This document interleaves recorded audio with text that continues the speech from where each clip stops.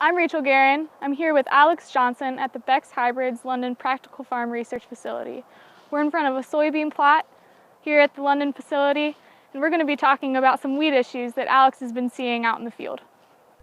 This is a weed that many farmers in Ohio are familiar with. It's just a red root pigweed. They've been around for a long time and we see them every year. I want to give you an important update on what I'm seeing in bean fields in Ohio this year. And I'm seeing some water hemp show up. Maybe you've heard that water hemp was a problem in Indiana and Illinois and is Roundup resistant in many areas, but it hasn't been much of a problem for us in Ohio in years past. I saw very small amounts of this weed last year, but this year I'm seeing more and more of it, and I'm seeing it in more areas in Ohio. So let's talk about how you tell the difference. If you look closely at a red root pigweed, you'll see that there are small hairs on the stem and on the leaves. It has a rough feel to it, very small hairs. This, on the other hand, is a water hemp. It looks very similar, yet when you look closely at it, the stem is smooth, there are no small hairs, and so are the leaves.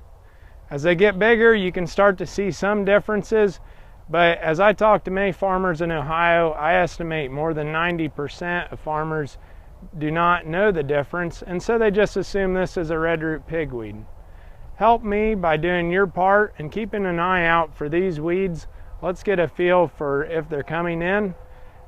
Water hemp, in some cases, Roundup is still killing it, but it's a weed that is quickly gaining resistance to Roundup and other herbicides. So it's one we need to keep an eye out for, because if we have it, we should manage those fields differently.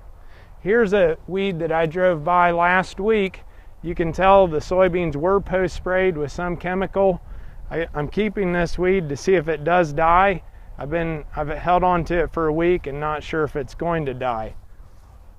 So let's keep an eye on these weeds so we can be on the front end of this problem. It reminds me of where we were at with mare's tail about 5 to 7 years ago. We were seeing some mare's tail and we were seeing some plants not dying when we sprayed with Roundup, and it quickly bloomed into a large Roundup resistant problem here in Ohio. So let's keep an eye out for water hemp, and if you have any questions about this weed, feel free to call your Bex seed advisor and get a hold of us so we can manage for this weed next year if it's something you're seeing on your farm.